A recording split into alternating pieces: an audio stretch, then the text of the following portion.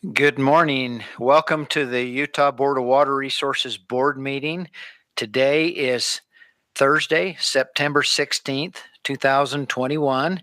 It's 10 o'clock a.m.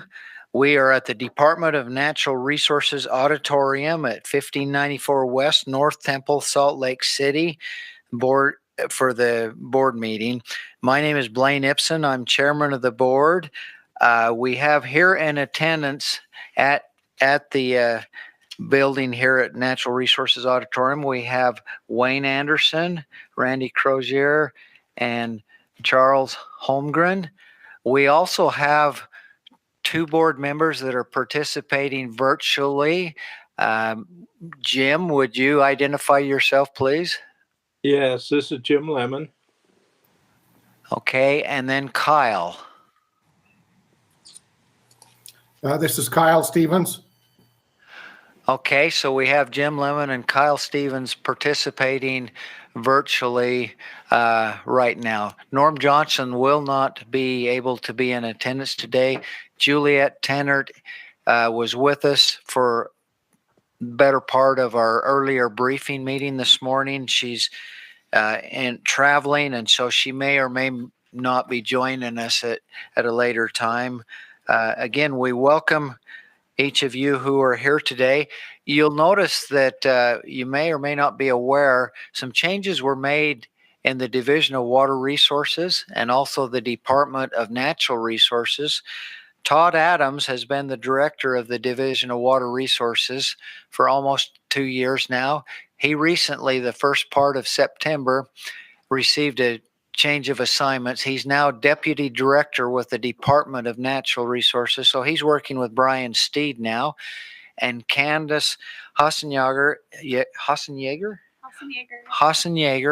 has been appointed. She was the deputy director of the Division of Water Resources, and she has been appointed to become the director of Division of Water Resources. And we're excited to be able to work more closely with Candace, and Candace is now the director of the Division of Water Resources. And so, Candace, if you could identify the staff members from Water Resources, appreciate it.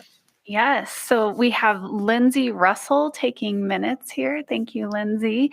And in addition, we have Joel Williams, Todd Stoneley, Shalane DiBernardi, Marisa Egbert, Jacqueline Pacheco, Josh Zimmerman, Russell Hadley, Jim Egbert, Randy Staker, and I thought I saw Jake Serago earlier, but maybe he stepped out. And then we have our awesome AV team that does all of our amazing AV work. And hiding in the background is Paul Gedge, Carmen McDonald, and Mike Christiansen. So grateful for them. Thank you, Director Candace. A few items that I'd like to go over before we go into our actual agenda. Those board members and others, if you have comments, protocol for those who are participating virtually. If you have your device, need to mute it, *6 will mute it or unmute it, and a Control-D will mute or unmute on your computer. And if you are attending virtually, if you could please identify yourself when the time is appropriate for that. So with that, we will go into our agenda. And the first item on the agenda is a chair report. And I don't have too much to report other than I'm from down in Millard County, Delta, and we have been having a drought of epic proportions. The last recorded thing that was similar to the drought we've been having over the past several months and years was in the late 1950s and early 1960s. The average rainfall where I live is about 7.5 inches of moisture per year. In August, we had a rain event where we had between 7 and 8 inches of rainfall in 48 hours. So we received our average annual rainfall in 48 hours, and there was a lot of flooding and everything else. There's still fields down next to my house that are still underwater. The alfalfa's been scalded, and the corn, there's corn fields that are, the corn is just shredded. There's a little bit of grain, it was shredded, but we appreciate the moisture. And looking on the news, Hanksville received flooding from Bullwash that is just outside of comes off the Henry Mountains. It's nice that we're getting some good moisture. Randy was saying up in the Uintas, it's coming steady and it's actually helping things. And so we are still in a state of drought though. And so we need to all be careful with what we're using with water. With that being said, let's go to item number 2 on our, the next item anyway, on our agenda. We'll go into feasibility reports, and we'll start with project. Oh yeah, we didn't. Thank you. We need a motion. We need to discuss the minutes. We've talked, all the board members have reviewed the minutes. Any discussion on the minutes? Mr. Chairman, I just had a couple of spelling changes that I recommended in the briefing meeting, but other than that, I would make a motion to adopt the minutes with those minor revisions. Okay, Charles has made a motion to adopt the minutes with a couple minor revisions. Do we have a second on the motion? Mr. Chairman, this is Jim. I would make it second. Okay, so Jim made a second. Okay, we have a motion and a second. Prior to taking a vote on it, any further discussion from the board on the agenda? Okay, we'll take a roll call vote on the agenda. Wayne? Aye. Randy? Aye. Charles? Aye. Jim? Yes. Kyle? Aye. Okay, motion passes unanimously approving the minutes. Let's go to the next item on the agenda. It's a feasibility report. It's project RE 450, Draper Irrigation Company. It's in Salt Lake, and staff member Russell Hadley will give the presentation on it. So if we could have members of Draper Irrigation come up and sit at the table. Now you'll notice that there is a microphone there, and if you have anything to add or say, if you can turn the microphone on and move it close so that we can hear you. Just a few logistics. The way this is going to happen, we'll have staff. Russell will give a presentation first. He'll give us, the board, some information on the project. And then we'll ask you as applicants of Draper if you have anything that you'd like to add to what Russell has. And then after that, the board may ask questions about the project to either Russell or to you. After that, the board will have a discussion with the board here to see if they need any clarification, after which there will be a motion and a vote. So that's just logistically how this is going to work. So before we start, why don't we have introductions? It looks like we have George Greenwood, president of the board. Yes. Okay, welcome, George. And we have David Gardner, who is assistant general manager. Yes. Welcome, David. Both of you are from Draper Irrigation Company. And then Russell Hadley is from the Division of Water Resource. He's the project manager for staff. So Russell. Okay. Mr. Chairman, members of the board, this project is located in Draper and Bluffdale in Salt Lake County. Draper Irrigation Company serves water to approximately 8,300 culinary and 3,260 secondary irrigation connections in Draper City and nearby areas. Water is obtained from runoff and springs and nearby drainages. The water is used primarily to supply the culinary water connections, with any excess diverted into the secondary irrigation system. When runoff diminishes, water for the irrigation system is obtained from the Utah Lake and Jordan River via the East Jordan Canal and is pumped from the canal into a regulation pond that feeds the system. At times during the irrigation season, the quality of the Utah Lake water diminishes. The applicant has received funding from the board on 5 previous occasions. in 1988 for improvements to its culinary water system. In 1993 to install the secondary irrigation system. Once in 2019 for the installation of nearly 2,100 secondary water meters, and again in 2019 to install 2,200 feet of pipeline to deliver reuse water to the secondary system. And finally, in 2021 for the installation of piping and meter boxes to serve a residential area with secondary water. Repayments for the two earliest projects have been completed. The applicant recently completed a water rights master plan, which showed a shortage of secondary irrigation water supply before its anticipated service area build out.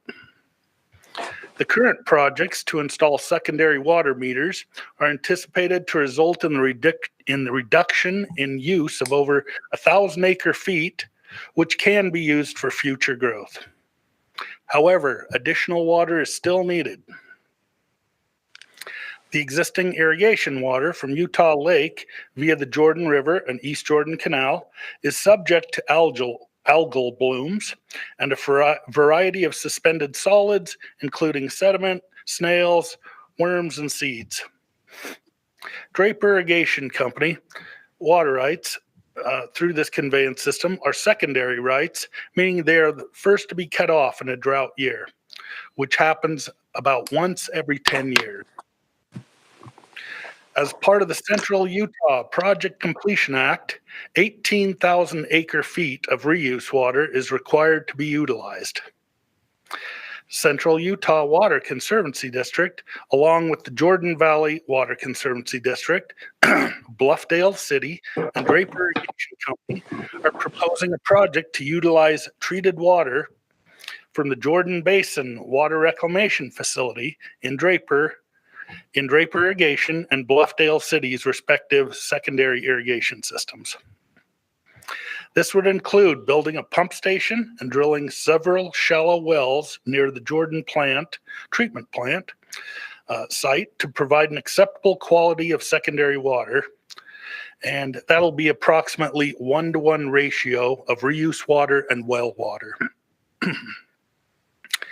Each respective entity will be responsible for constructing the facilities necessary to transport its share of project water to its system. Over 19,200 feet of pipe is needed in order to transport the applicant's share from the treatment plant to its Fort Street booster station, which can boost the water pressure for use in the applicant's upper pressure zone. The booster station will also need to be upgraded in order to fully utilize the new water source. The applicant has already installed approximately 7,900 feet of the needed pipeline, utilizing around $2 million of its own funds. The applicant is requesting financial assistance from the board to install approximately 12,000 feet of pipeline, drill 4 shallow wells, install the Jordan Basin Reclamation Facility treatment plant reuse pump station, and upgrade the Fort Street pump station to mix their share of the treatment plant effluent for reuse as additional secondary water.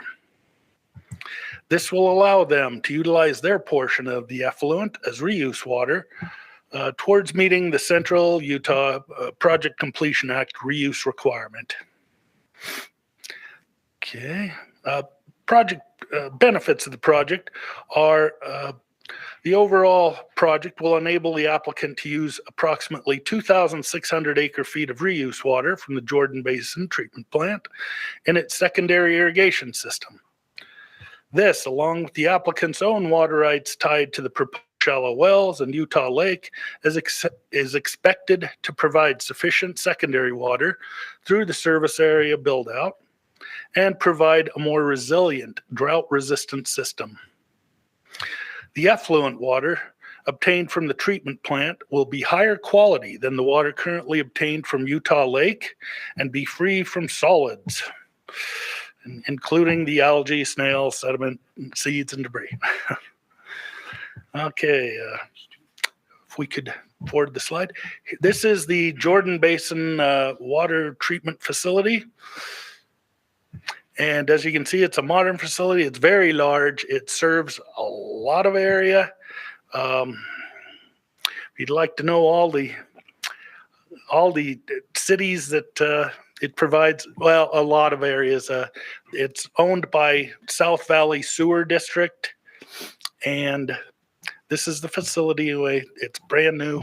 Well, when was this installed? About 8 years ago. Okay. Next slide, please. Just the building. We couldn't get in there. The gate was locked. So this is just off their website. Okay. All right. As shown, the cost is estimated at $22 million. The recommended cost sharing and repayments are the Board of Water Resources at 85% or $18.7 million. The applicant would provide 15% or $3.3 million.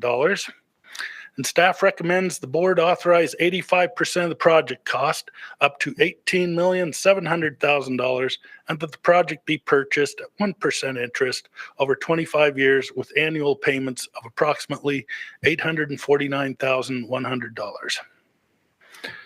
The financial feasibility shows the applicant's customers will be well over the board's affordability guideline with this project. The applicant intends to raise rates to do this project in the amount of about $10 a month, which is sufficient to repay this project. The economic analysis looked at the next best alternative, which was to lease water annually from the Jordan Valley Water Conservancy District. The outcome comparing these two projects showed a benefit cost ratio of 1.12 in favor of the applicant's project. And that is staff's report. Thank you, Russell. George, David, what have you got you'd like to add? First of all, Can you speak into the mic there too, please? Thank you. And push the button so it shows green. okay. First of all, thank you to the Board of the Water Resources and for this opportunity to apply for this loan and the benefits that it will give to our community. Thank you. Draper Irrigation was organized 123 years ago, and this loan will enable us to remain self-sufficient. Through this project, we'll be able to conserve, as this is already said up here, 2,600 acre-feet of water, of drinking water, and to meet our needs. This project will greatly improve our secondary system in quality and reliability. We would like to thank the Division of Water Resources staff, and especially its staffer Russell Hadley and the board member Julia Tennant for their help in this application of this loan. They've done a great job and we appreciate them. There are two things that we'd like you to consider in this application. First is to allow us to use the $2 million that we've already invested as a part of our portion of this project. We proceeded with these expenditures before receiving the loan to take advantage of UDOT's work. By laying this pipe at this time, we have saved over $1 million of the total project cost expenditure. And second, to extend the loan from 25 to 30 years, we ask for your consideration in allowing this, and based on our long and continuous history in the community. We thank you for your consideration and for enabling us to provide this wonderful benefit to the people of Draper. Thank you. Thank you. I just like to add, this is something we've been working on for over 12 years, just the right-of-ways, getting to the plant, getting right-of-way along Bangor Highway, which took us 5 years. So we've really been working hard and struggling and really excited. At our stockholders meeting last night, everything was very positive. They're excited about improving the water and the liability of that water in our system. Thank you. Thank you. Before we go any further, need to ask Randy, were there any public comments received on this? Okay. Russell, what are the numbers with a 30? They're asking for 30 years as opposed to 25. Okay, I actually don't have those written down in front of me. I did look at the 30 years about a week ago. I don't recall what the number is. Shalane, could you run that number? I can't right now. Oh, heck, I can grab my calculator and figure it out for you here real quick again. Off the top of my head, I don't recall what it was. And for the $2 million, I thought that sounded like a reasonable request. They put in that, if we went back to the map, all that existing pipeline you see done, they did that on there with their own funds. And that is absolutely crucial as part of this project. It would have been included if they hadn't have done it. So it would have been a much more expensive project if they hadn't paid for that themselves. Which would be about 725,000. 725. 1% over 25 years, payments of approximately 30 years with payments of approximately 725,000.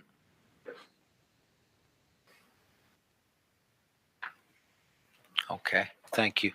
Board members, questions for either Russell or for George or for David? Randy? I had a question. So are we talking a $22 million project, or are we talking a 24 if we roll this other 2 million? I'm a little bit confused there. So if we roll that 2 million in, then in essence, are they looking for $20 million instead of 18? No, we're just wanting that to be part of that contribution that we need to pay the 3-something million. So that would decrease our contribution up front.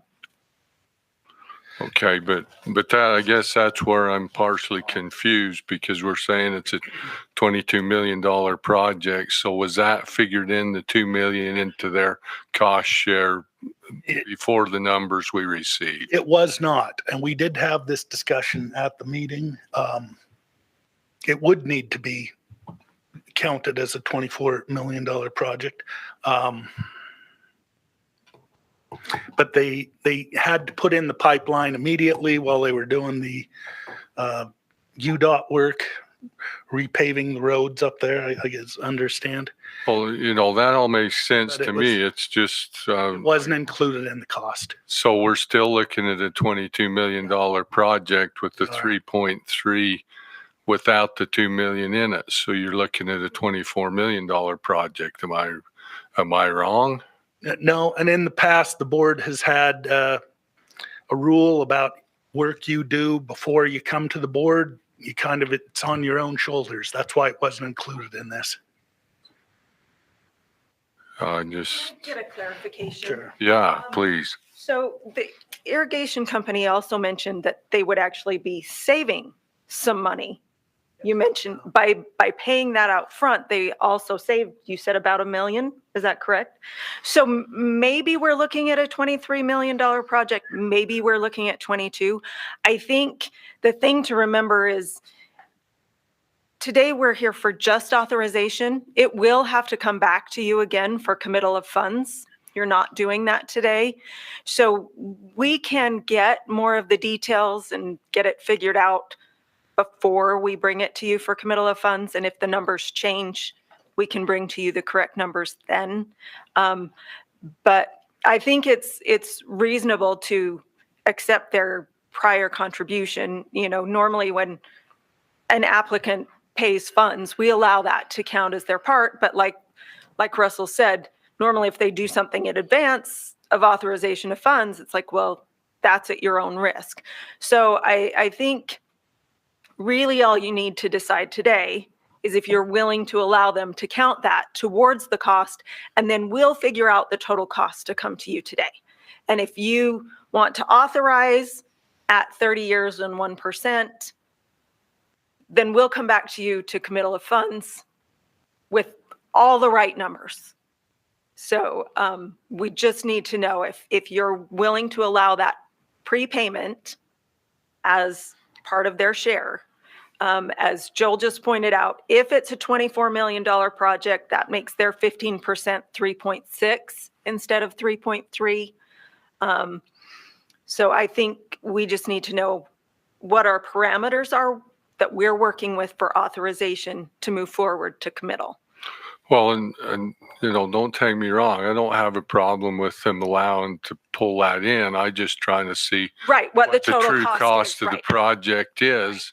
At least from the simple math that I'm looking at, we're talking, if we roll that in, we're talking a $24 million project. Unless they've saved $1 million, which then we're at 23. Well, and and that's where it doesn't give us the details to understand. And I just, as a board member, I like to know up front what we're committing to. And, $2 million is $2 million. Well, and which is fine, but I'll say when you authorize a percentage and an amount, those two are the limiting factors. Right. So if it is 24 and you've authorized 85%, but up to 18.7 million, well, it doesn't matter if their share is 4.5 or 5 million. Ultimately, that 18.7 will be the limiting criteria. Well, and I just wanted to make sure that Draper understands that if it is a $24 million project, then I don't know how your board members or your shareholders authorized if they limited you to the 3.3, or if you can make it work and go 3.6 or 3.7 or 3.8, whatever the case might be. I just want you to be fully aware. There's also discussed to have you request this from the board. So we don't have a motion including this as well. Sorry about that. Maybe we should have put it in the report. Also want to verify this $2 million wasn't included on the previous project with us when you did the piping? Correct. That was before that. It was outside that project scope. Okay. Yes. Okay, other questions from the board? Charles, any? Wayne? I don't have any. Any more, Randy? Jim, any questions? Can't hear you, Jim.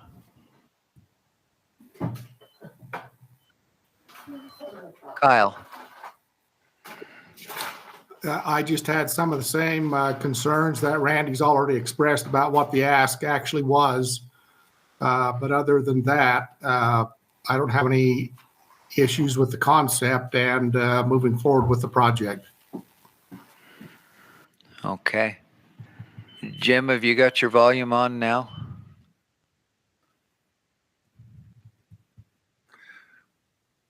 Okay, apparently I asked Randy a minute ago, Randy Staker, if there were any public comments, and the mic did not pick it up. Randy, were there any public comments received on this? No, there will not. He needs to say it. Okay, can you say it into the microphone, Randy? Can you grab a microphone and... There were no public comments. Okay, there were no public comments. Is there anybody in the audience here today that has a public comment on it? Okay, so there were no public comments on this. Okay, board members, let's have a discussion internally. It sounds like this is a different angle than what was presented and what we've had a chance to look at and review. The staff's recommendation for this project was that the board authorize 85% of the project cost up to $18,700,000, that the project be purchased at 1% over interest over 25 years with annual payments of approximately $849,100. Draper has come up with a couple alternate proposals from what staff's proposal is. Sounds like that they are requesting getting a credit for work already done, a $2 million credit, which saves some money, not knowing how much money it saved, but it would have the potential of potentially moving the grand total up to $22 million as opposed to the $22 million that the 24 million as opposed to the 22 million that the numbers, finance numbers were based on. The motion has a maximum of $18,700,000. And that's based on 85% of 22 million. So there's some things in here that, what are your thoughts, board members? Into consideration that before we go to committal of funds, we will have better numbers to work with at that point. But I don't want to have the Draper Irrigation Company thinking that because they've made this proposal that we are accepting of it, and when committal of funds comes out, it may not be exactly as their request is. So I guess I turn to staff and ask them if they could recommend an additional 5 years to the loan and lower payments, or if today they are and then the other component of that, Charles, is credit for $2 million worth of work. Yes or no? Well, I don't see that in the motion, so I don't know. They're requesting that we put it in the motion, though. And that's part of the request too. So I guess. Well, I think staff is looking to us for some direction. And I think we need to tell them, yes, go ahead and run the numbers based on 30 years at 1%, and also taking into consideration that $2,000 worth of credit and or $2 million, and run the numbers based on that, or as far as I'm concerned, go ahead and run them and see what it looks like, because it seems reasonable to me that we could do that, but you need to have some direction from us as the board to go ahead and do it. So, but the board could authorize what we're looking at right here today with 22 million total project cost, 1% 30 years repayment, and approximately $725,000 a year repayment. And we could go back and look at what the true cost is, maybe what the project should have been from day one. But again, they'd paid but for if we authorize, but if we authorize what's written here today, then our hands are tied. We can't bump that up. Huh? We can do a special item. Yeah, this is not authorization today. No, it's not committal of funds. Right. This is also authorization. It is not committal of funds, and we can change. Often cost estimates do change before we bring it to you for committal of funds. Pipe prices go up, whatever might happen, construction costs go up. Cost estimates do change. I think what we would like today from you is an authorization close to what we've written. Now, we recommended 25 years. As Russell pointed out, they are over your affordability guidelines. So 30 years, I don't think is inappropriate. If the board feels that 30 years is a reasonable thing to do, as Russell stated, this is your 6th project with Draper Irrigation Company. They're current on their payments. They're working hard, and we're happy to work with them. So I think if we could get the specifics of 85%, 1%, and 85% of the project cost. If you wanted to stick with the 18.7 million today, I think that's appropriate, because that is the cost estimate that we have and have worked with. A 1% interest rate, and then you determine the years. And if you want to add that we should consider the applicant's prepayment as part of the total cost, then we will bring that back to you for committal of funds We will update the numbers, but work within the parameters that you set for us today. So we can update a cost estimate and the portions 85 and 15%, if that's what we have to work with. And that's what you authorize. So yes, we give you recommendations. We work within your guidelines. So we are kind of a back and forth here. But when someone is above the affordability, you have given 30 years before, you have given even longer than that before. So I don't think we would feel that was inappropriate in this case. This is a large project. It's a good project. It's really what you feel comfortable with authorizing today.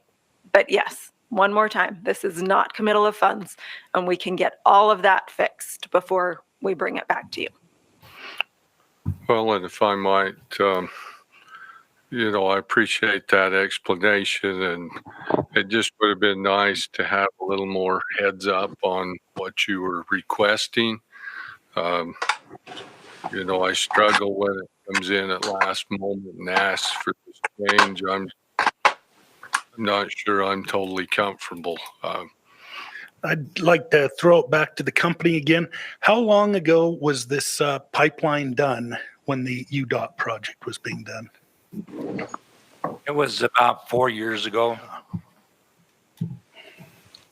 And we're okay not getting the 2 million. We just wanted, that can be dealt with later. If you're going to authorize the loan for 30 years, that would make us go away very happy.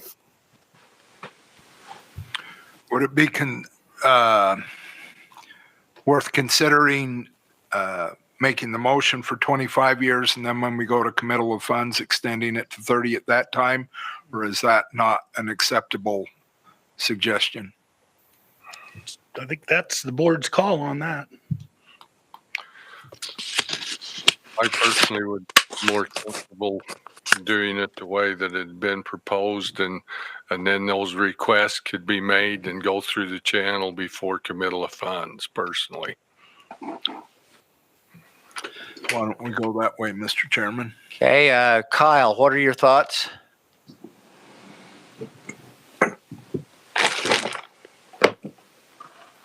I'm in agreement with the discussions that have taken place and would support the project at the 1%, 25 years, and then adjustments made when they come back for committal of funds. Okay, Jim, what are your thoughts? I agree with that. We can get it so they know they've got it going, and then adjust the years at least when they come back for committal of funds. Okay, thank you. So, any other discussion, Wayne? Where are you at? I think that that's very reasonable because we can still adjust it if we need to or want to at the time of committal of funds.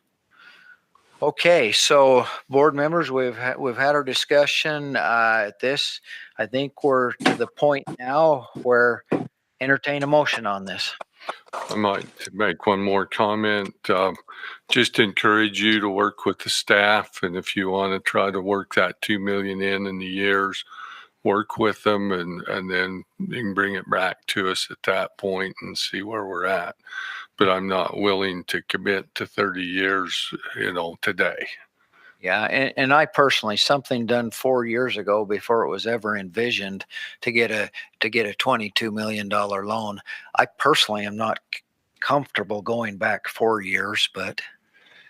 And to go back to the investigation meeting we had, when we discussed this, that was kind of my feeling, that it was something done by the city in the past without any expectation of being reimbursed or included in a loan in the future. So I didn't really think it was something to include in the loan. But Okay, so with that, we'll entertain a motion.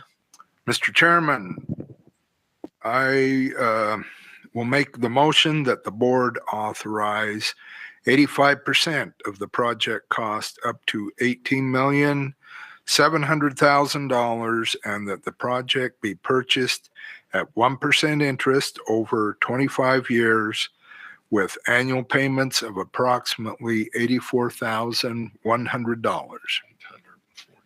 Okay, Charles made a motion. Do we have a second on the motion? We need to make sure that that's 849,000. 800, yeah, 849,100. yes, $849,100 annual payments. Yes. So that was your motion, right, Charles? Was Yes. 849,100. Okay. Okay, have a This motion. is Kyle. This is Kyle. I'll second the motion. Okay, we have a motion and a second. Prior to taking a vote, any discussion on the motion, board members? Kyle or Jim, do you have any discussion? This is Jim. I do not. This is Kyle. No. Okay, we will have a vote then, and we'll do a roll call vote. We'll start with Wayne, Aye. Randy, Aye. Charles, Aye. Jim, Aye. Kyle. Aye. Okay, voting is unanimous on the way the motion was made, which was the board authorized 85% of the project cost up to $18,700,000. The project be purchased at 1% interest over 25 years with annual payments of approximately $849,100. So motion carries unanimously. So appreciate George and David coming, and it sounds like a great project. And as Randy indicated, work with the staff, and if adjustments need to be made, work closely with the staff, and we'll take it from there. But it sounds like a wonderful project, and we wish you success with it. Thank you very much. Thank you. Thank you, Mr. Chairman, members of the board. Okay, next item on our agenda is special items, our project RE 449. It's Center Creek Water System. It's in Wasatch County. Marisa is our staff project manager. If Marisa can, here she comes. Okay. Is this for the withdrawal? Yes. Oh, okay. Yeah, we don't have presentation. Okay, no presentation. No. Okay, any details on it other than just withdraw? Withdraw. No, the application they sent in actually wasn't very complete. And so I wrote them back and asked them for several things that we needed before we could even get started. And they came back and said that they were looking into other options and formally asked for us to withdraw the project, so the funding request. Okay. Randy Staker, any public comments? There were no public comments. Okay, thank you. Okay, board members, any questions or discussion on this? We'll entertain a motion then on this, their request to withdraw. Okay, I move that the application be withdrawn from further consideration by the board for the Center Creek Water System. So Wayne made a motion. Do we have a second on the motion? Second. Randy seconded the motion. Before we take a vote on it, any further discussion or clarification? Okay, we'll take a roll call vote. Wayne? Aye. Randy? Aye. Charles? Aye. Jim? Yes. And Kyle? Aye. Okay, the motion passes unanimously in support of withdrawing the application. Thank you. Okay, we received 2 new applications since the last board meeting. There's Project RE 451, it's from Salem City, and Project RE 452, it's from Lindon City. And those will be, they're just on there for an informational item. They will be, we'll be hearing more about those later. Next item on the agenda, planning report. It's going to be on cloud seeding report and requests for funding. And Jake is going to be presenting that. Yeah, maybe before we do Jake, let's have Director Candace go through the list of the guests that are in attendance today. Thank you. Great, thank you, Chair. Also, I missed Tom Cox online, so welcome, Tom. He's one of our staff as well, so thanks for being online. And then as guest, we have Emily Lewis with Clydesdale and Sessions. She's also our water banking project manager and has a report for you today, and just a couple of agenda items. And then we also have Joshua Palmer from GovFriend. Great. Welcome. Okay, Jake. And John Oldham is online.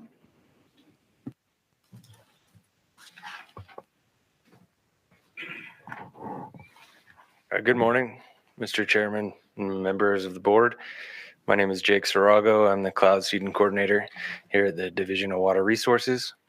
I'm here to give a report on last year's activities, some activities coming up this year, and to request funding for the program. Next.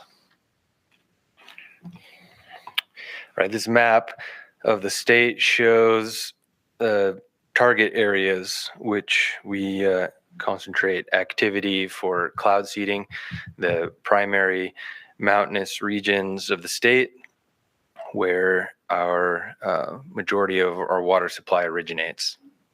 So there's different colors to differentiate the programs. Starting in the north, there's the gray shades there represent the northern program. Moving down, you can see in the Salt Lake Valley, purple represents the Six Creeks program.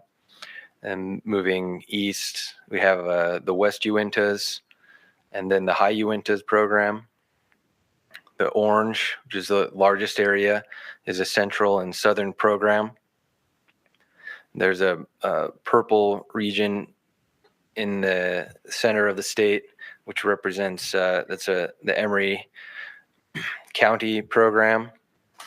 And then west of that, just north of the town of Green River, you see that light brown area is a new program that was started last year. We call it the Book Cliffs program. There was some seeding that went on a couple of decades ago, but was discontinued.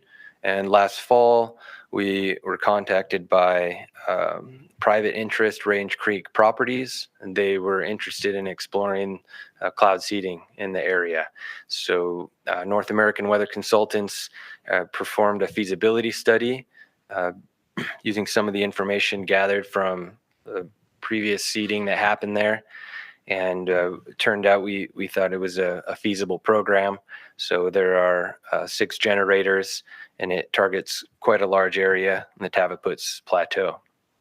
So we're excited to see that, and that program will be continuing this year. Next slide. This bar chart shows the total funding for the program starting in 1974. So you can see that last year, not counting extra state funding that comes from the Colorado, lower Colorado River Basin states, which is shown in green. And not counting that, last year, the state and local sponsors spent the most money on cloud seeding that we ever have. So that broke the record that happened around in 1975. And so you can see there's a gradual trend starting in the late 90s of ever more activity. And last year demonstrates that, well, if you've seen in the news, there's appears to be more and more interest in cloud seeding. So a lot more people asking questions, a lot more people interested in what's going on, a lot more people surprised or to learn that we cloud seed and have been doing it for so long. So we're excited about that. Next slide.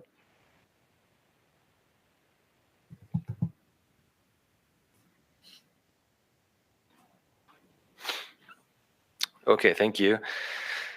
So this is a table displaying the total expenses for the program.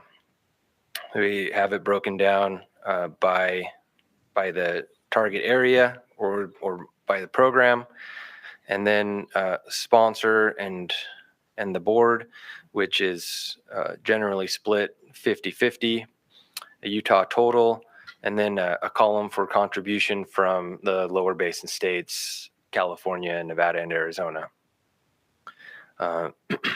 In the bottom, you can see I have there highlighted activities that the lower basin states contributed to, in addition to funding extensions of the program in Central, High Uintas, and Emory programs. They purchased a remote generator for placement in the High Uintas, and they also purchased some equipment that is helpful for making sure that we're efficient in cloud seeding, so that the state total was $645,750 with a contribution from the lower basin states of $151,000 for a total of $796,000 cloud seeding. Next slide, please. This graphs the cloud seeding activity, again by program area, and what we have are the number of hours, total hours that the generators were run.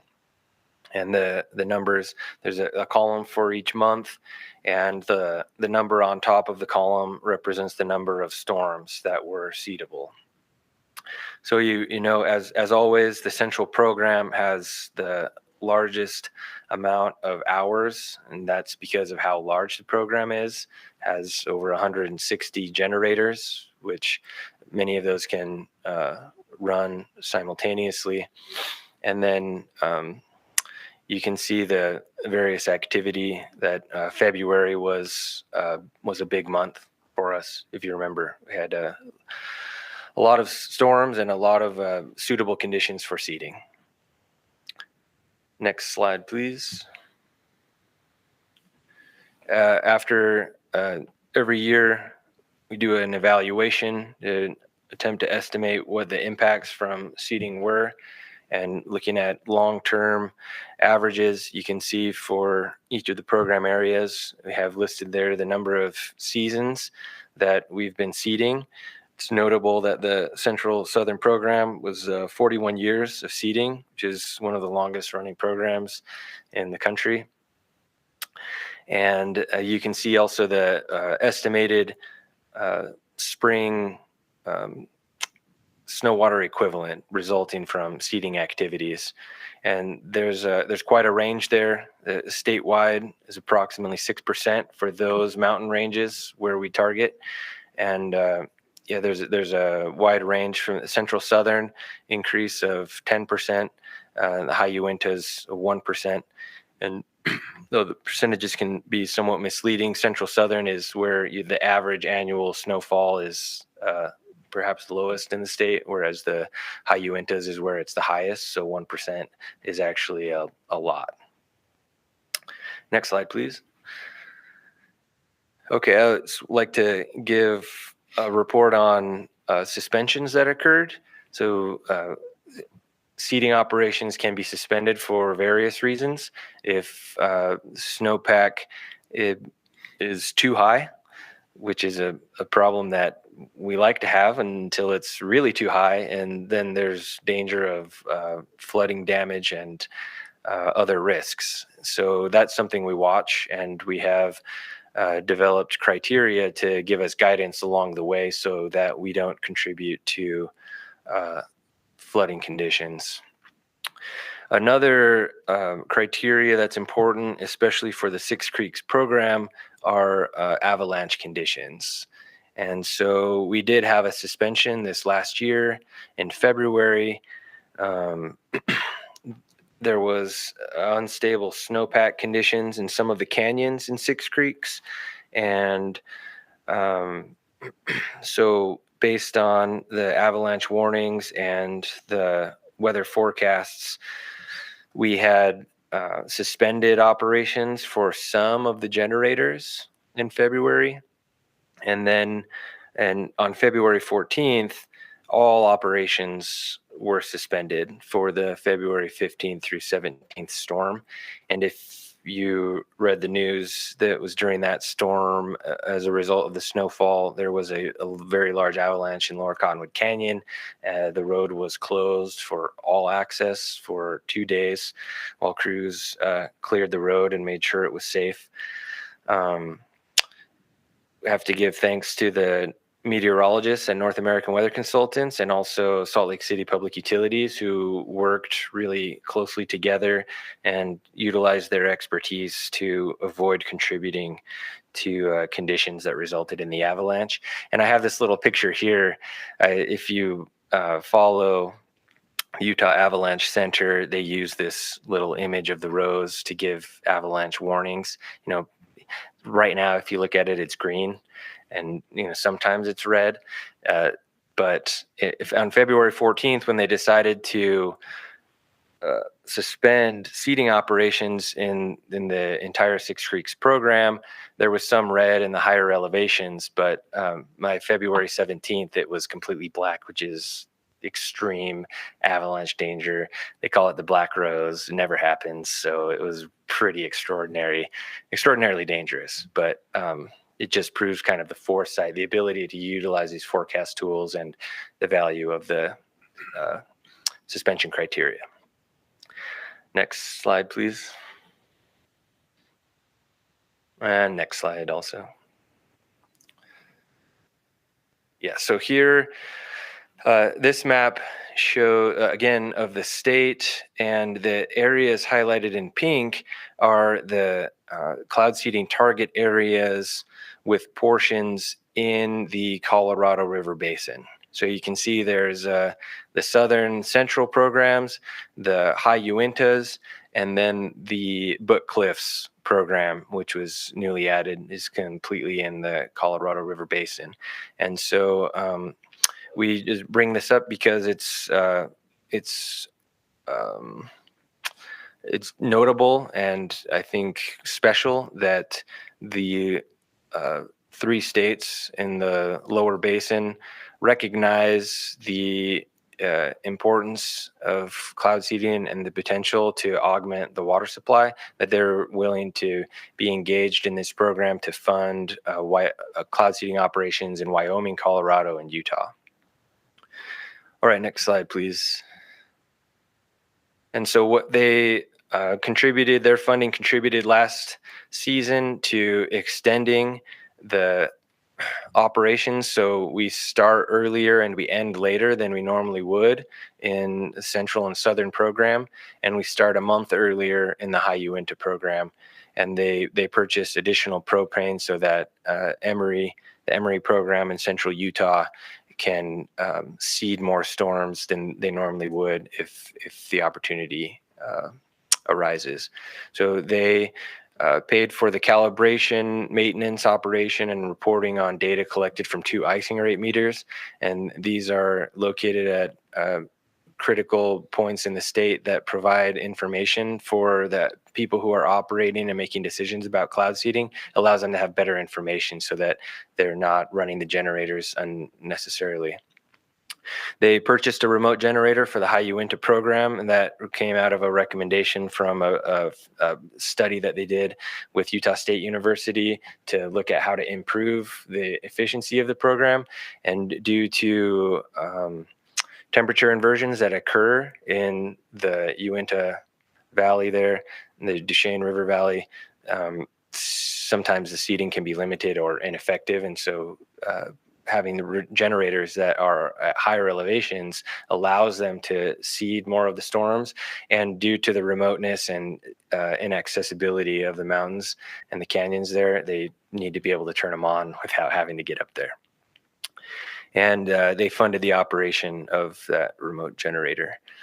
But those funds weren't used because we weren't able to get the generator up last year, but we have it and it's being placed now. Okay, so next year the lower basin states have agreed to fund 3 icing rate meters to enhance the program of the High Uintas by paying to run the remote generator all season.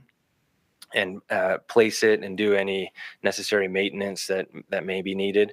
Another thing that they wanted to do was to seed the north side of the Uintas. So I should have pointed this out earlier in the map, but you notice that our target area stops at the ridge line of the Uinta range, because the local sponsors don't have particular interest in targeting the north side of the Uinta Mountains. However, any flow any runoff from the North Uintas, eventually make their way to Flaming Gorge, down to Green River, and so they do have advantage.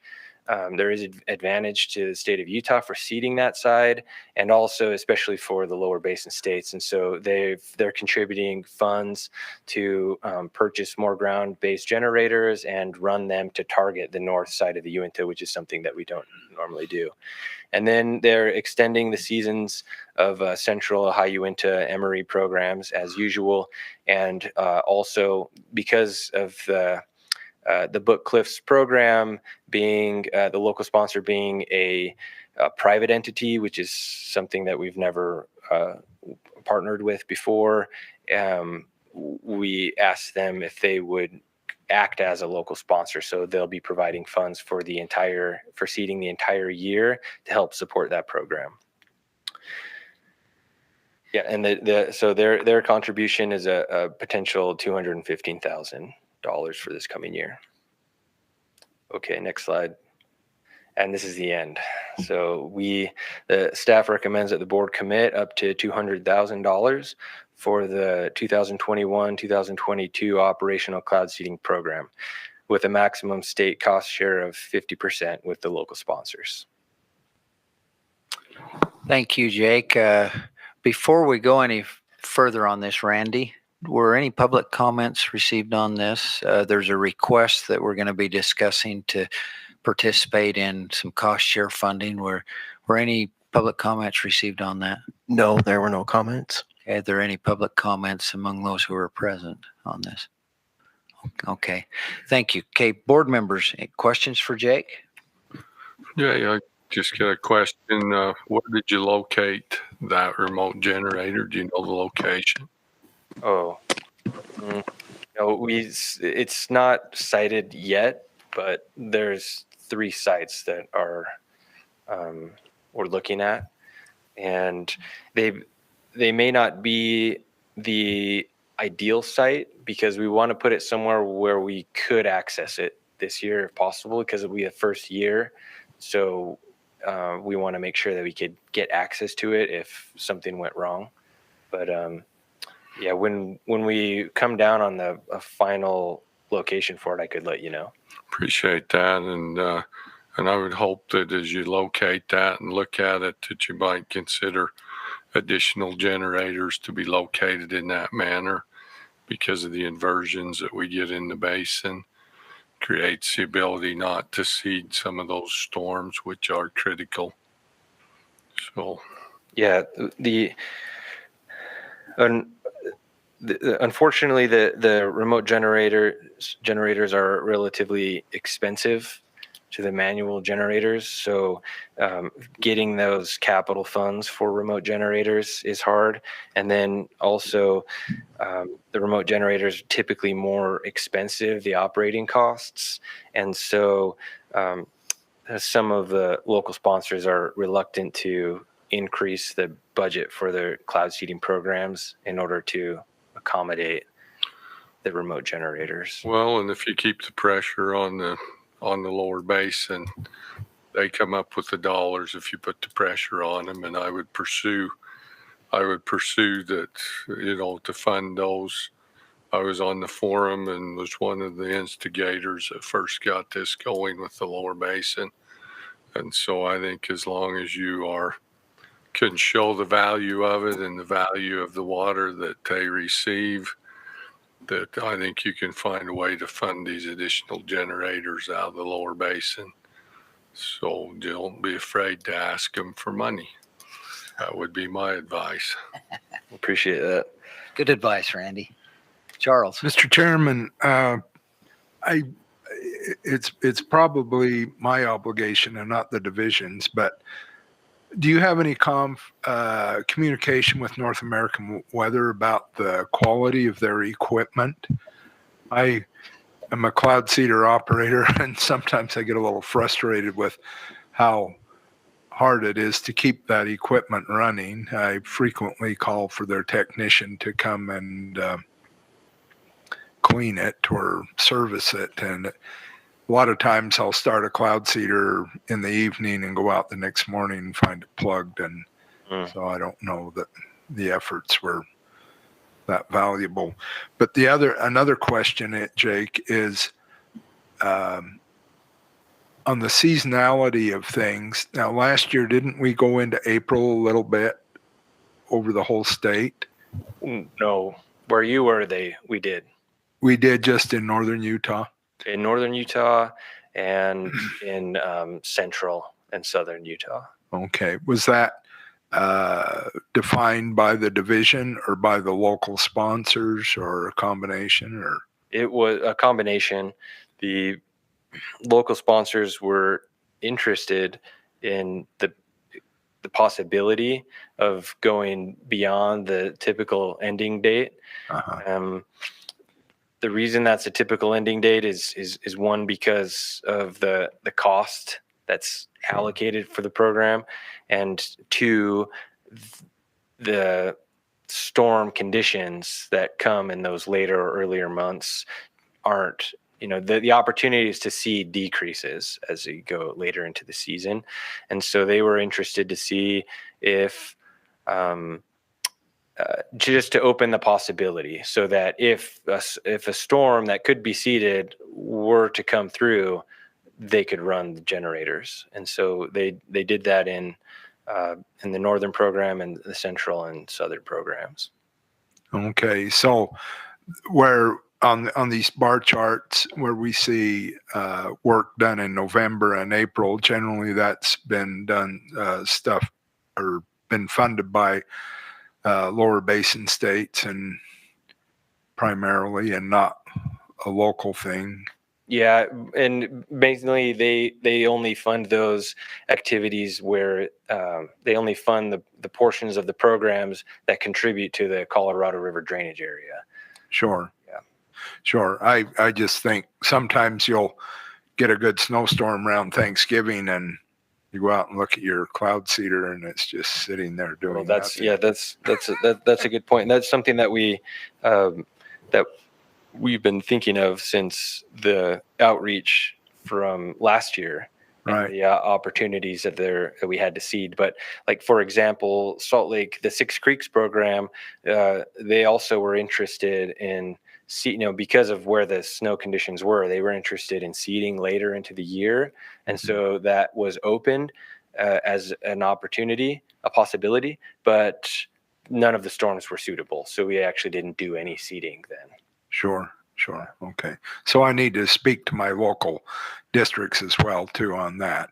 Yeah. And then the other thing I would say about the equipment is I'll bring that up with North American, because I talk with the president there fairly routinely. And so I'll bring it up, but he's also aware of some of those issues. And some of that is a result of the program's program expenses being static for several years. And so that's this year, program costs for all programs in the state have increased, and because they're trying to address some of those issues. Okay, very good. And then lastly, because I am a contractor for North American Weather, I should declare that I have a conflict of interest on this. But okay, Jim or Kyle, do you have any questions or comments? I do not. Mr. Chairman, this is Kyle. I do have a couple of budgeting questions. I noticed that if you look at the budget summary there, it shows that the division water resources is $320,406.98. Does that include the $200,000 that is contributed by the board? Yes. Okay, and so then my next question is, how long has the board committed up to $200,000 for this program? That's since, I think last year was the first year. Prior to that, so we get 150,000 from sales tax, and then the board has traditionally provided 150,000. Last year it was increased by 50,000. So last year was the first year that we requested 200,000, and we did spend over the previous 300. So it's a good call. Okay, so my comment there, or question is, then if the division is spending up to $320,000 and 200,000 of that is coming from the board, should we, consider increasing the amount again up to 250 so that the division can then use that money to go towards other division programs as opposed to this one? Just trying to look at what the balance might be there. Okay, I'll help with that one too, Kyle. So we since we only get 150,000 from sales tax money, and with the increase in cost and the additional interest in cloud seeding, I think in the last 2 years we've had 2 additional projects come on board, including Six Creeks as well as the Cliff Books. So I think there is additional interest, and it sounds like additional costs that are coming to keep that program maintained. Yeah, and so then that goes to my next question. Should we consider increasing the board participation again in light of that? So I would also add that every year we get a cost estimate for all of the programs, and that allocates a certain number of hours for each program. And with whereas last year we were just under our total of 350,000. This year, with the addition of the Book Cliffs program, with the addition of the increased costs, that total estimated cost is over 350,000. And so many years we don't use all of the generator hours that we plan for, and so we come in under 350. But if we were to have a year with enough storms that we wanted to seed, or we had the circumstance where we wanted to go beyond the estimated time, we wouldn't be able to fully reimburse everyone because the estimated cost is over 350. So the additional funding would allow us to do that. So let me ask you this, Candace, is there anything that holds the board to 200,000, or is that just an arbitrary number that we've established? I think it's at your discretion. So would it be helpful if we did bump it to the 250, or does that have to be expended, or can it be carried over? I think it would be helpful. If we don't spend it all, it stays in your funds. It's not like we give it out and then try to get reimbursed. We only reimburse based on invoices. So up to that 50% cost share is what the board and the Division of Water Resources contributes. Well, based on those comments, I would certainly be willing to bump it to the 250. What's other board members' feelings? Joel, what's the finances on that overall? Does this come out of the revolving fund? No.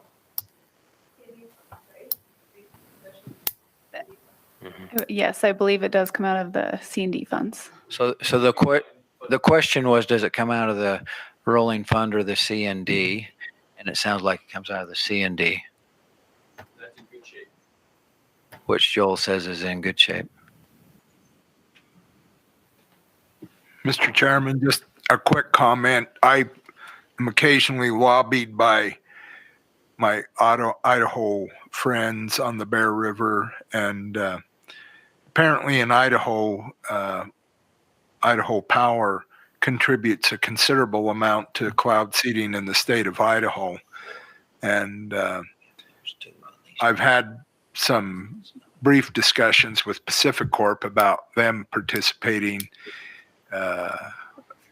in funding for the projects in the Bear River area, but haven't accomplished anything in that line. But we do discuss it from time to time, just so you're aware of that, and what Idaho's doing, which gets really quite elaborate in the state of Idaho.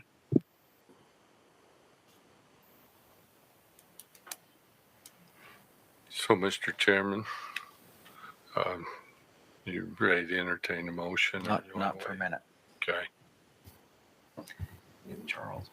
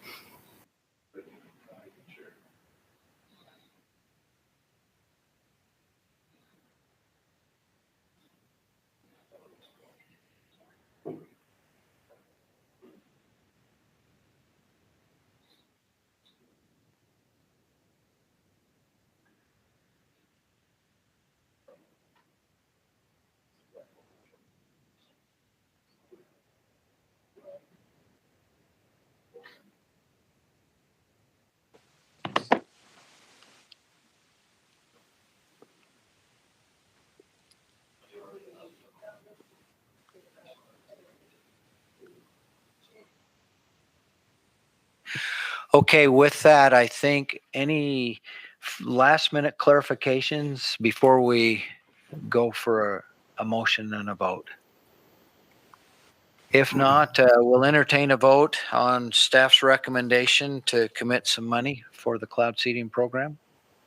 Mr. Chairman, I would move that the board, Mr. Chairman, I would commit or would move that the board commit up to $250,000 for the 2021-22 operational cloud seeding program with a maximum state cost share of 50% with local sponsors.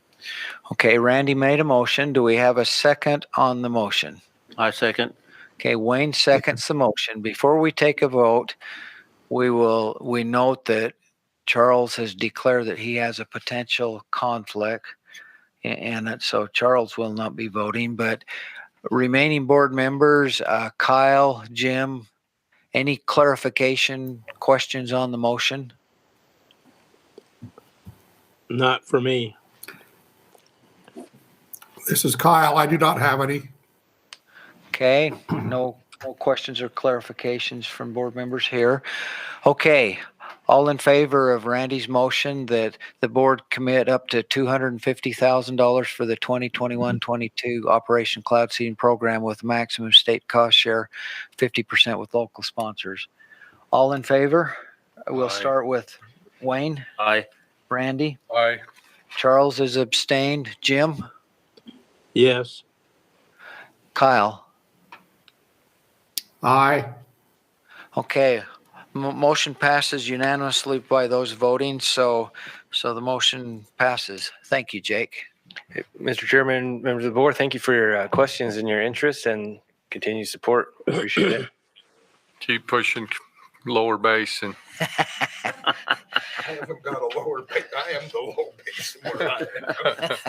But I think you've got just a little bit of New Mexico in that Lower Basin as well, so don't leave them clear out. Okay, next item on our agenda, we're going to have a report from Marisa on the Bear River development. Marisa? Thank you, Mr. Chairman, members of the board. And just to clarify, we talked about this in the briefing meeting. The board has already committed $5 million towards right-of-way acquisition for and corridor preservation for the Bear River development. And so that's already been done. We wanted to be able to report back as we go along and use those monies, so you're aware of where that money is. And just for fun, I am going to say something about, I'm excited to see Josh Palmer here. He worked for us when we started working on right-of-way acquisition, and his expertise with his knowledge and of right-of-way acquisition wasn't measurable. And so it's fun to have him here and kind of see some of the things that are going on. And so I've appreciated that and all the support from all of us in the division, learning this together and figuring out how to do. Jim, Shalane, Candace, very involved in helping things out. So, and Marisa. I was just there for entertainment purposes usually, so for a good laugh. So we've got three properties that we have closed on, and just to make you aware, we're continuing working on these. We will be reporting those properties that we've actually closed on. So there is a house in South Willard, appraised price $535,000, and that is what the board is purchasing, only at appraised price, and only willing sellers. If you look at that backyard, if you look off to the right, that big tree in the corner on the right, and then you see some rails, that is the train that is immediately east of I-15, up through that area. And so not only is that there, UTA is going to squeeze in two rails one day. They keep saying we're going to go first, but we think it's harder to conserve transportation than conserve water.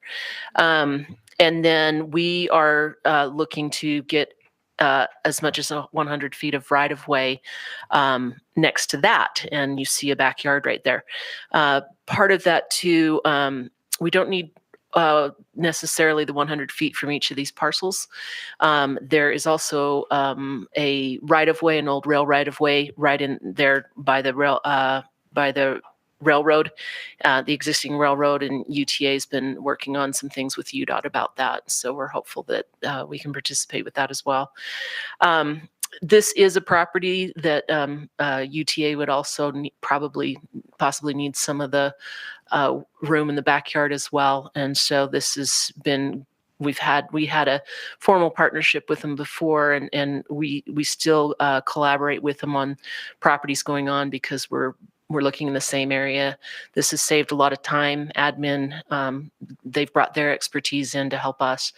And so this is more than just something that would help with the Division of Water Resources and with Bear River Development. Next slide.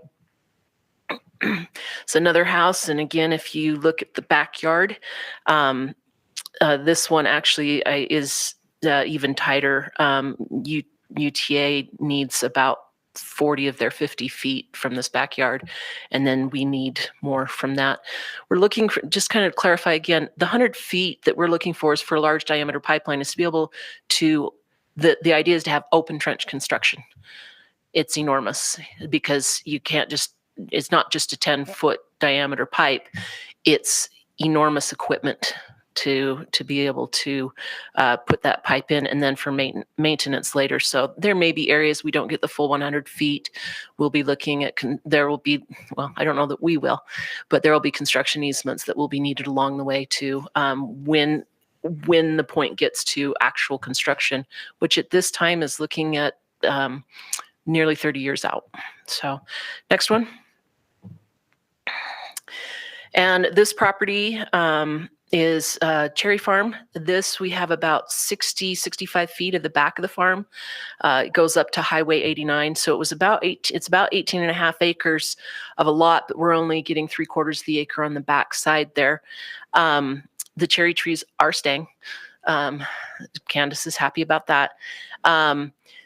in this particular case, the the seller is going to lease back and continue to work the cherry trees, and that helps us with not having to put cost in for extra maintenance.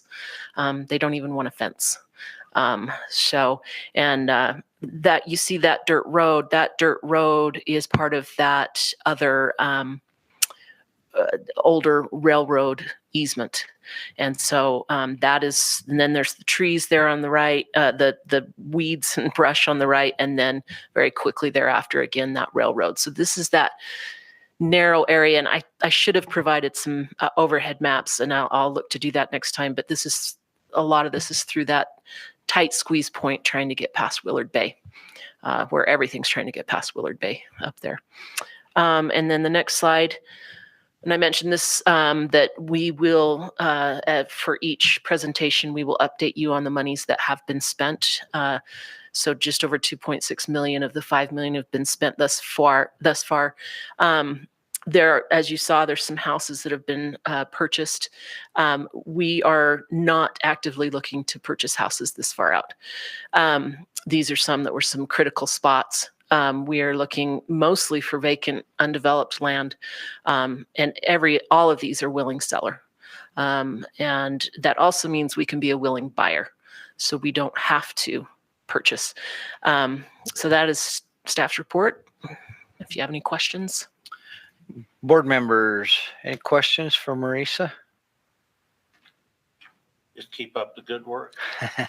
Will do. Now, Randy, I know there's no action being taken on this at this time, but did you receive any public comments on this? No. Okay. Anybody in the audience here have any comments on it? Thank you, Marisa. Okay, thank you. Appreciate it. Next item on the agenda will be a report from Joel on the Lake Powell pipeline. Joel?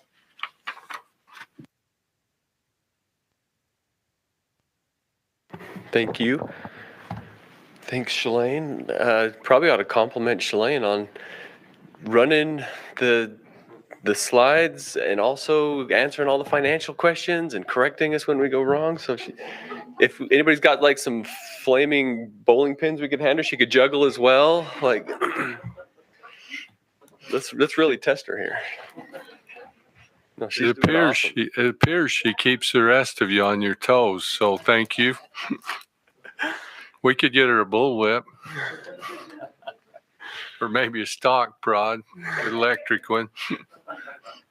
I'm not going to let Randy give you any more ideas, Shalane.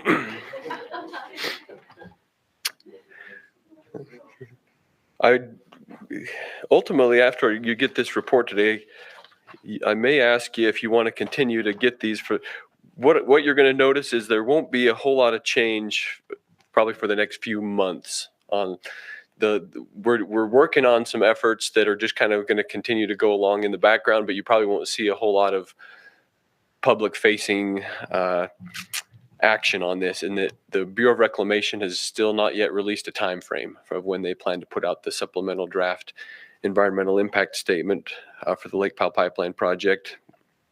And so there are items that are going into that supplemental draft that we're coordinating with them on. The last questions, one of the big efforts is going to be modeling, that they are working on getting updated flow information, updated projections. As you know, this has been a rough year for the Colorado River and for Lake Powell, looking at being below 30% full right now.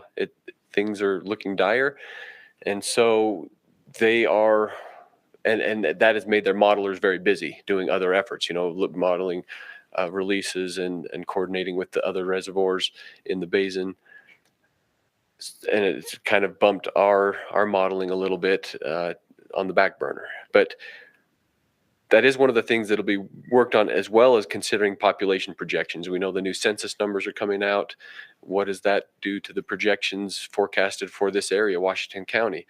And so it's going to be an important effort to get this new modeling done, figure out what the total volume of anticipated water needed is. So there's things like that going on. As you know, the water rights change application has been submitted. last year, and we're still waiting for a decision from the state engineer on that. The Basin States discussions, those are ongoing. I know it's been a little bit challenging. You sit down with somebody like Nevada or California, and they say, okay, we can talk about your project, but we've kind of got our own fires we're putting out here with low water, with drought. And so in some ways it's been hard to get an ear a little bit, but those discussions are ongoing. There's continued coordination. We've got a good team involved trying to answer questions and keep everybody informed as to what's going on. And part of that translates into the next bullet with public outreach, there's a lot of interest. Given the drought year and the elevations in Lake Powell, there have been, if you follow the news, been quite a few stories about that and mentioning the Lake Powell pipeline project and saying, how could you consider doing this if we're looking at low water? And so it's been an effort to try to inform and say it's a situation that we're all sharing in, all the Basin states, and that Utah is one of the partners there and still has some water to be put to use.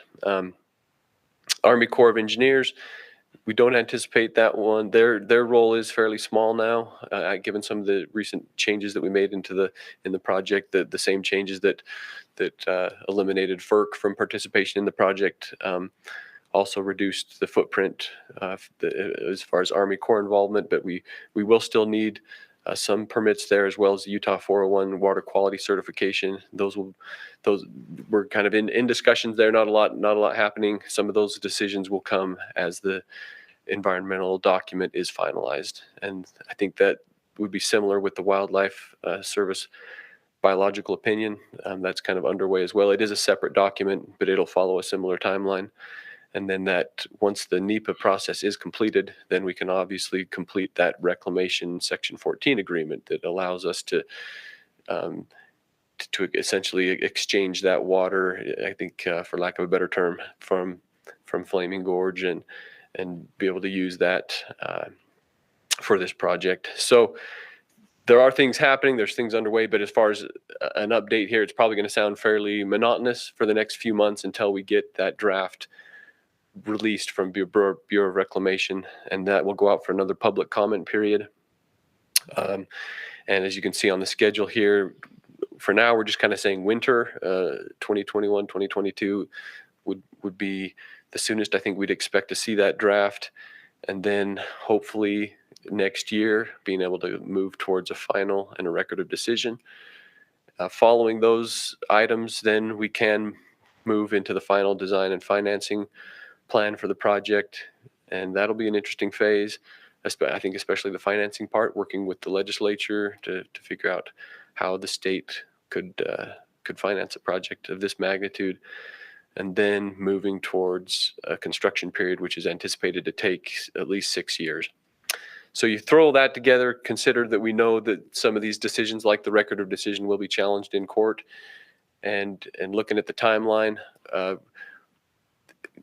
there's still modeling that needs to be done as to show what the best estimated need date is and what the volume of water is. But for right now, we are kind of looking at about 2035 of being a delivery date of needing that additional water in Washington County. But again, there's additional modeling being done, and that may change. But that's kind of the update I've got right now. Any questions or guidance from you on, do you want to continue to do monthly updates at each board meeting, I guess I should say, or wait until we have more substantial information? Any questions or comments?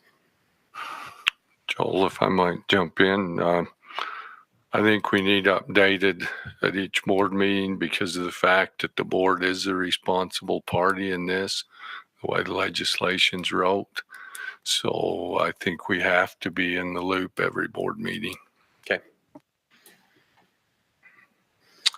Other thoughts, other questions for Joel? Anybody has? So with that, Joel, I think Randy's probably right on that. So doesn't have to be long or whatever, but we do need to be kept in the loop. Good. I agree. Okay. Thank you, Joel. Appreciate that. Before we leave that, though, Randy, there wasn't any action to be taken on this, but were any public comments received? No, there are no comments. Does anybody in the audience have any comments on this? Okay, thank you. Okay, next item on the agenda is guidelines for secondary meter water grant funds, and Shalane is going to give us this presentation.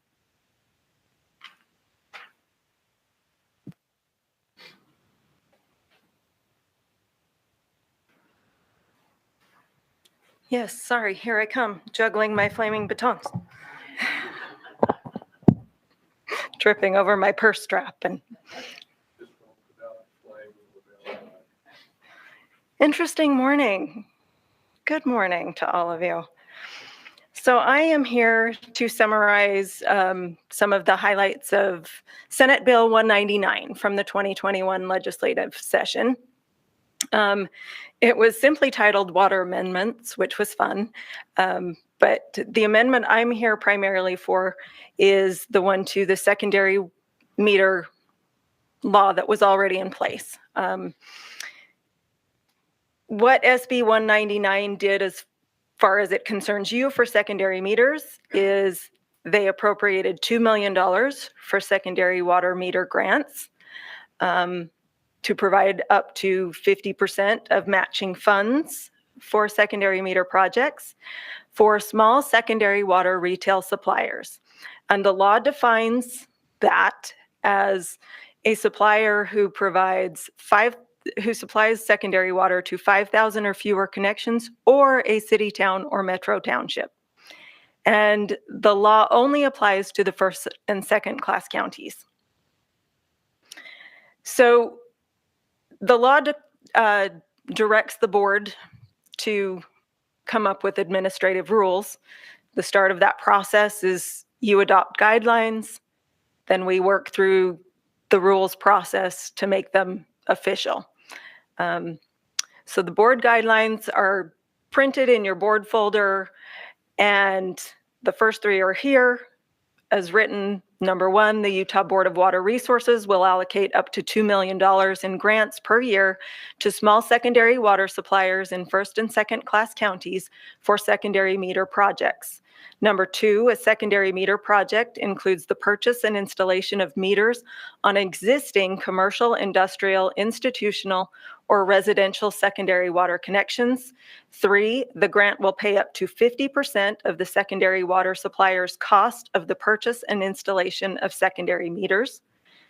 Number four, the secondary water supplier's cost will be the total cost of the secondary meter project minus any federal, state, or local money allocated to pay for that project.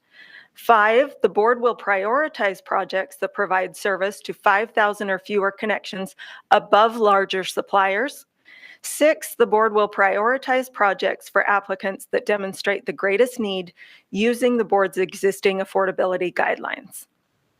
So those are the guidelines that have been created from the law that was written, and staff recommends that the board adopt the guidelines as written for secondary water meter grants. Any questions?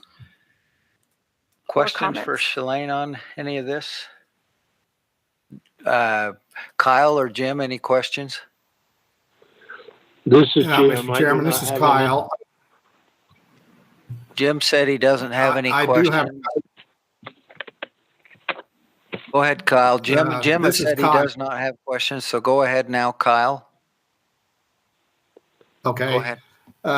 So the definition of, I think I asked this before, I mean, the question between the first and second class counties, but then another question that says $2 million in grants per year to small secondary water suppliers.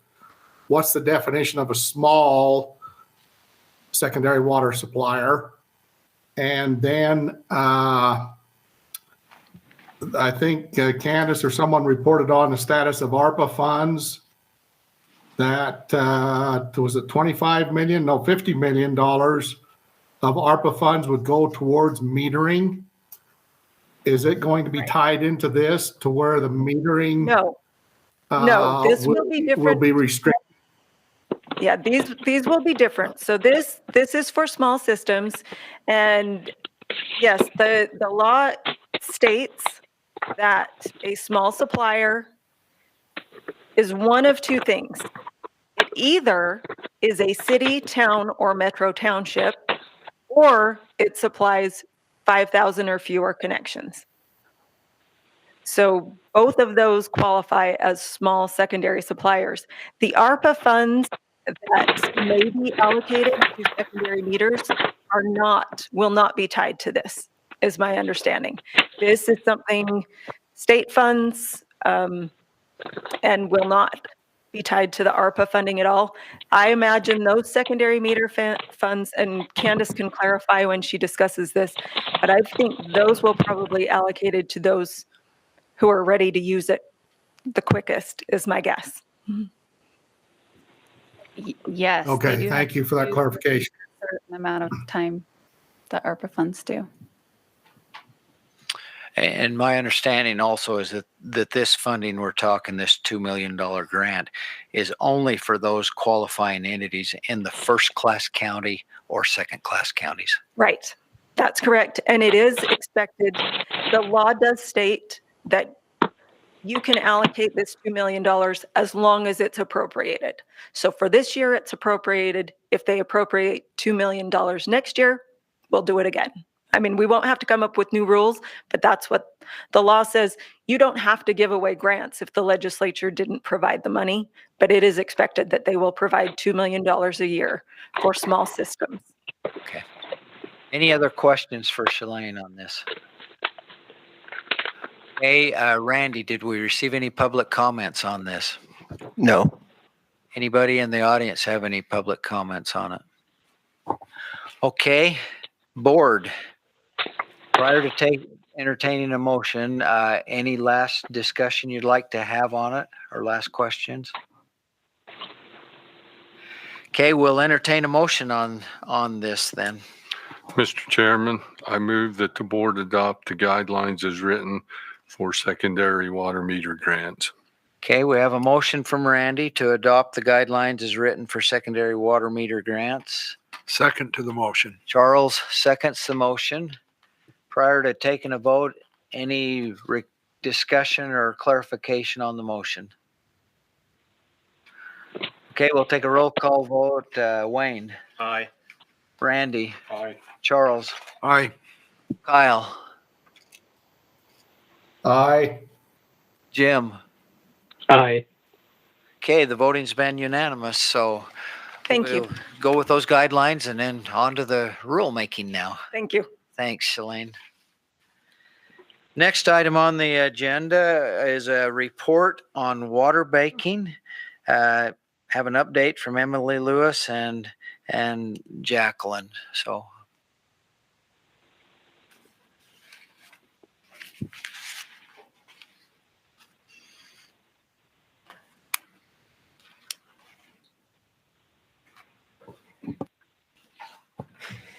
Hello, everybody. How are you guys? Good. So we're here today reporting on the water banking project, and basically the purpose for today's check-in is just to basically talk about the progress of our water banking application forms. We have submitted to the board our draft forms just as kind of more of a courtesy to see where we are. We're in the process of soliciting additional comment from our stakeholder group and others who have interest. And so over the next couple weeks, we're going to continue to solicit some additional input, and Jacqueline has the timeline for that. And then our ultimate goal and hope is to have the board feel comfortable, if they do, to have these approved at the October board meeting, the final versions. But we're still in a bit of a working draft form. But pretty much things are going really well. We're excited about the feedback we're getting. Everyone seems very excited. We're getting good feedback from a variety of voices that have kind of given us a good perspective of what we think we need to include to have both the applicants and the board feel informed about what they need to include for the application. And to be clear, just as a point of clarification, the application you have right now is just for the contract water bank, and we'll be doing the statutory water bank application probably in the spring when we get further along our statutory water bank discussion. So this is just the contract application.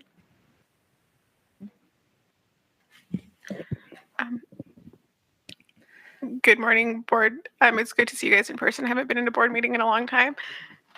So if you look in your packet, you will have a draft version of this contract water bank, and it's modeled off of our current project funding application forms, just because it's something that the board is familiar with, and we would follow a similar process for the for when they're submitted. I didn't include the contract water bank program guidelines. Those will be emailed out to you guys by tomorrow around close of business day. I'm still waiting for feedback on that. But my goal would be to give you guys at least 2 weeks to review those and give us your feedback. So if you can give me your comments by October 1st, we will incorporate your feedback as well as our water banking working group feedback to have a better application for you guys to be able to review. And you would have it at the latest by October 25th so that we can incorporate it into the board book.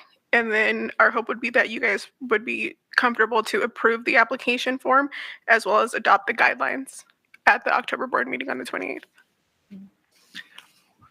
Which if we get it early enough, we probably will be. But if we get it just 2 or 3 days, I like more time than that. Okay, and I can work on getting you guys a version. So the 25th would be a Monday. So the Monday before that, I can have that to you guys. And we're hoping to get all of our internal feedback from our group members by October 1st.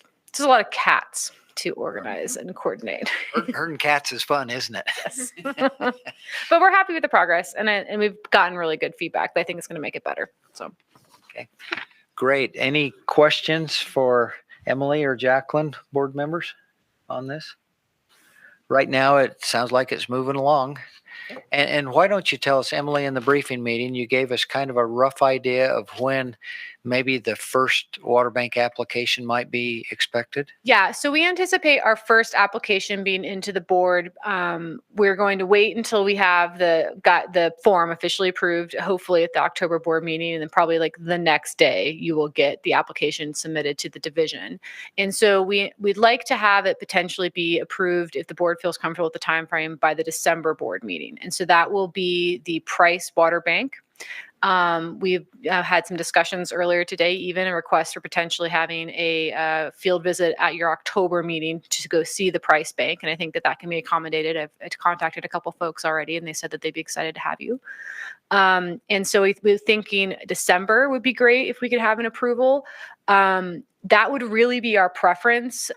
We still are working with Mark Stilson on the Division of Water Rights side. So there is a complementary change application that's going to go with the board application. And so we definitely want to make sure we build in enough time for the state engineer to have their processes work through to get us to a place where we could move water in the spring. So I think December that's really our target goal. I would have liked to have done it by October, but this is also a project that's for the parties, and the parties are still working through some substantive questions. So, we're kind of working at the pace of kind of what they feel comfortable with. Okay. Further questions from the board? Emily or Jacqueline? Any public comments, Randy, received on this? I thought I'd mix it up a little bit and reply in French. No. Right. Thank you. I understand that French. Now, could you please clarify? Yeah. From the audience, any comments? Okay. Thanks, Emily, Jacqueline. Thank you. Thank you, guys. Okay. Next item on our agenda is discussion on transparent water billing grants, and Josh Zimmerman is going to give us a presentation on this. Josh?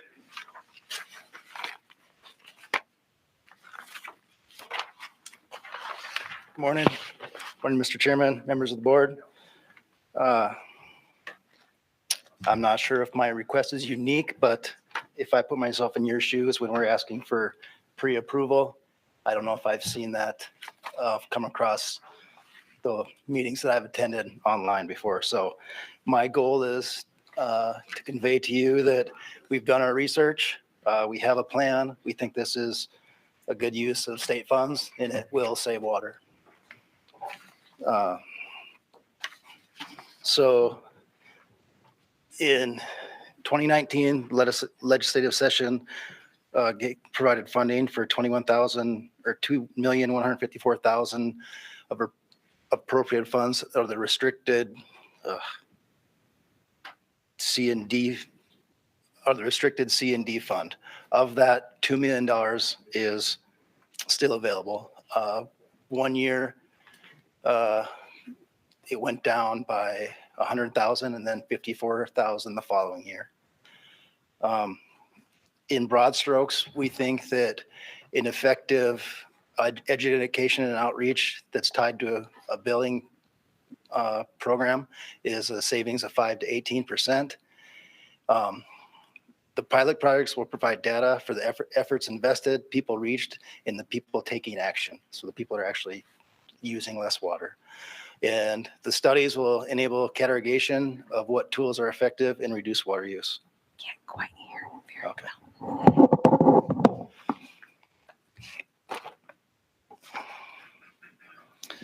So it's not 2019. So we started working on this project in 2019, and we reached out to 2 prominent billing companies that are in the state of Utah. And we were a little bit surprised that they didn't jump at this opportunity and really dive right into it with us and say, how can we modify our billing software to incorporate water conservation, education, and outreach. We put multiple staff at that and efforts into it, and got to a point where we just switched gears. I might even say we backed up the bus and made a right turn instead of a left-hand turn. From that point on, we met with water conservancy districts in cities and private companies that do informative inserts or educational online services in order to conserve water. And that was unique. The common thread through both looking at the billing side and the reporting the water use side, so not getting into the billing side, is the difficulty of measuring water and then communicating it. You have tiered rates, you have multiple tiered rates, you have different measures of measuring it. So you have gallons, acre feet, cubic feet, 10,000 gallon blocks. And there's just a lot of uniqueness to the way each city does it and what they include in their bill. Okay, next slide, please. And that gets us to where we are now. You'll see that there's a plan in front, or a proposal in front of us for Syracuse City, which is a 85-15 split, 15% split, with 55,000 coming from the board and 10,000 from Syracuse City for a total of 65,000. And in that is where we're at to there. Now I want to get a little bit into what our plan is, or why we think this is a good idea. So everybody gets a bill, right? Not everybody opens up their bill. Not everybody reads their bill. So engagement is the goal. When through this project, it's relatively inexpensive. We're not doing development. We're taking the existing resources that are there in the databases, and we're packaging it in a way that'll reach people and help them to change their behavior. So especially in terms of water, it's inexpensive. And we're getting that data back out of the database and to the end user. So we're doing all the research and then closing that loop back to the end user. Okay, next slide. So this is a statewide program. It is open to everywhere in the state. We are up here in front of you to get the approval to get started and have the funding available to distribute so that the different cities and entities can have some money to start their projects. We're also looking forward to getting started because we can use it as a tool to reach our 2030 conservation goals and to extend our water supply and capitalize on the drought that we're in right now that really is giving us a good jumping off point, and we have people's attention, and it's a great time of year to get going. So who can apply for these grants? Those who can expand on their, next slide, please. Those who can expand on their billing methods to reduce water use. They have to include their water use information from previous years. They have methods to expand their education, outreach, and accessibility. A method to track their effectiveness. They have to be willing to share their data with the water resources staff, and then just have an exchange about lessons learned and successes and failures. Next slide, please. Here's an example from Jordan Valley Water Conservancy District. It's one of the inserts that they put in their bills. This is very well done. It has a visual aid, which is the graph. It relates to the person. It has the U line, your residence line. It has the neighborhood average. And it also has their goal or what they are for efficient use. Comparing it to the neighbor is a demonstrated effective way to get people to take action and implement their process. One of the things that's important to this that maybe isn't quite as noticeable is that smiley emoji face. This is nice. And when you're trying to get people to use less water, it's voluntary at this point. And we very much are in agreement with the statement that you get more flies with honey than you do with vinegar, right? The goal is to get people to open up and read their bill and then take action. Next slide, please. There's also a lot of interest in using the best technology that we have available, whether that's opening it up on your computer, using your phone that's always within 2 minutes, if not 2 seconds of you, to get updates and to have it be relevant and readable and understandable are both goals of the program.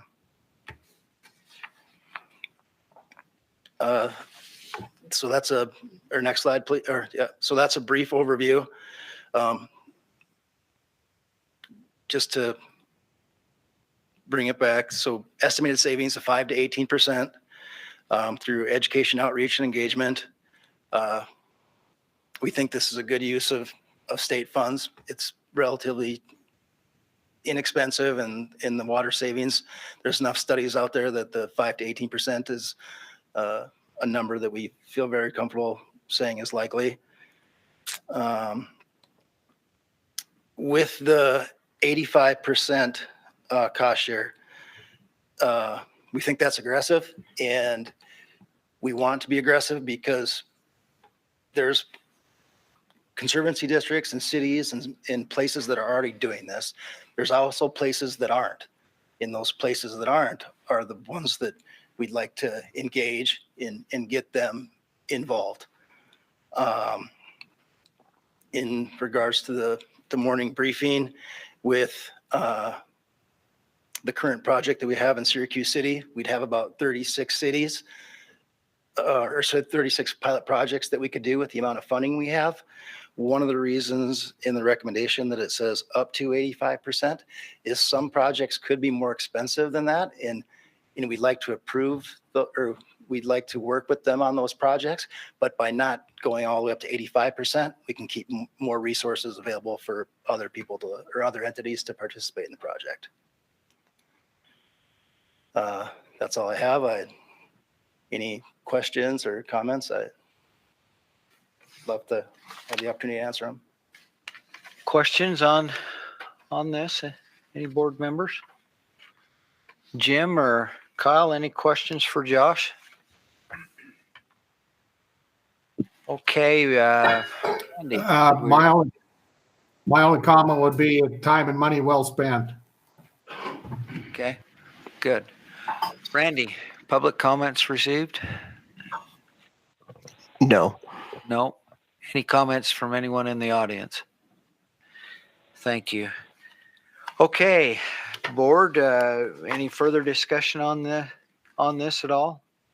The staff has recommending that we pre-approve grants for pilot projects for the transparent water billing, and each grant provided will pay up to, and I thought that was interesting, your discussion, Josh, on why that, up to 85%. I thought that was good.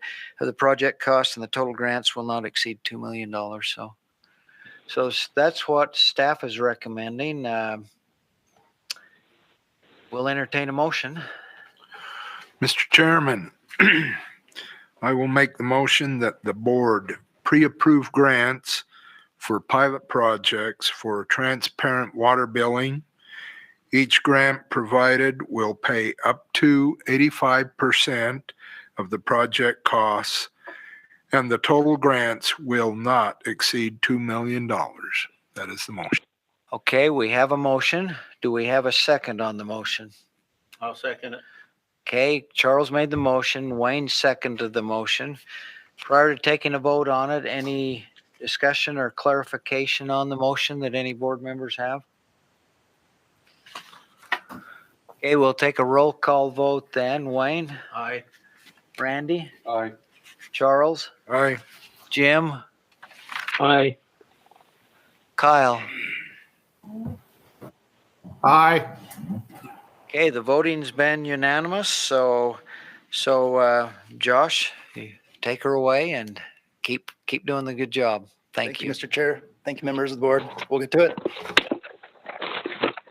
Okay, next item on our agenda is, this is a historic day. We have a new director, and this is her first director's report. So we're looking forward to this, Candace. I appreciate that. Thank you, Mr. Chair. I'm very grateful for this opportunity and excited to work with the board in this new role. And I have to give a shout out to the amazing and dedicated team that we have at Water Resources. The work we do is extremely important, and they do it really, really well. So I'm super grateful for them. This year has been a sobering reminder of the importance of water.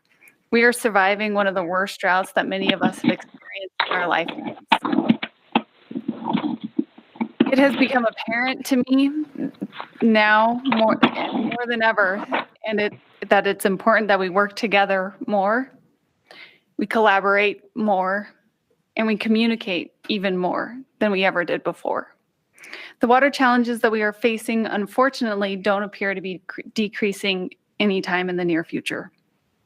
And that is one of the reasons why I think the work of this board is extremely important, and I'm very grateful for your service on this board and the time you guys spend deliberating these important matters and managing the board's funds so well. So I just that's my main kind of points. I have a couple bits of updates that I also wanted to share. We are really grateful, and I'm really glad you brought up how much rain you received in Delta. That is amazing at the beginning of the board meeting. We obviously are still in extreme and exceptional drought. 88% of the state is, and our reservoirs are at critical levels. The rain helped increase our soil moisture, it reduced demand, it helped our rangeland and reduce fire danger, but it didn't refill our reservoirs. And so we are looking to this winter to help us. And with that said, we are also developing some additional strategies if we don't, and trigger points for, if soil moisture is this or the snowpack is this, these are the steps that we need to take. And we're working through that process right now, as well as working with the Drought Response Committee to update the drought response plan. In addition to that, this week we had 2 legislative meetings that drought was a big topic of. I presented at the Legislative Water Development Commission meeting on Tuesday. They were like, look, it's going to be like 15, 20 minute the presentation and questions. I was up there for about 45 minutes talking about a wide range of not only drought, but also all the other issues that come with that, of potentially more storage or less supply, and how we deal with that. And I think we have some real hard choices to make in the near future. And I felt like it's easy for us because that the Division of Water Resources, our mission is to plan, conserve, develop, and protect. So I just say yes. Yes, we need all of that. We need to plan more. We need to conserve more. We need more development. We have to do all of the things if we're going to meet our future water challenges. And then we don't know the exact start of it or the exact end of it, but we also recognize that it has widespread impacts, whether it's, a municipal and industrial for people, or it's the environment, or it's agriculture, or it's the rangeland, it's wildfire, it's economics. I mean, the list goes on of how important water is, and how when we don't have enough of it, it has widespread impacts. It was the recommendation yesterday by Brian Steed to extend the drought declaration, and there was some discussion on that that will have to go before the full legislature. So when they are in session, whether it's a special session or whether they wait till next year, that will have to be something that they choose to do. And then just a couple other notes. At the Executive Appropriations Committee meeting this week, Brian Steed, Executive Director at the Department of Natural Resources, and Kim Shelley is the Executive Director at the Department of Environmental Quality. Whew. Lots of number or lots of words in their titles. Anyways. They presented about the ARPA funds and provided kind of a general plan for the ARPA funds. In this, it was appropriated to the Division of Water Resources to about $100 million was appropriated, and they were discussing that the general plan is about $50 million of that, as Kyle brought up earlier, will be used for secondary metering grants. There will be some cost share associated with that. That wasn't discussed in the meeting of what that would look like, but it is the intention that there will be some sort of cost share. And then $25 million will go to the Division of Water Quality and Division of Drinking Water for those type of projects, drinking water and wastewater quality projects. And then $25 million is to go to agricultural optimization. So working with the Utah Department of Agriculture and Food. We don't know exactly how the money will flow and exactly, so we'll work closely with those other agencies to address that, and can bring you back additional updates. And then the final update was on the Colorado River Authority of Utah. So they have had 2 board meetings so far. The first board meeting was more of an organizational board meeting, passing budgets and doing those type of things. The second board meeting, Wayne Pullman from the Bureau of Reclamation came and presented on the hydrology and the low flows that are currently hitting the Colorado River Basin. So it was another sobering report on that.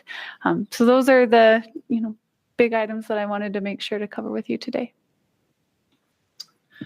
Great. There's a lot going on, and I think there's going to be a lot more going on over the course of the next month.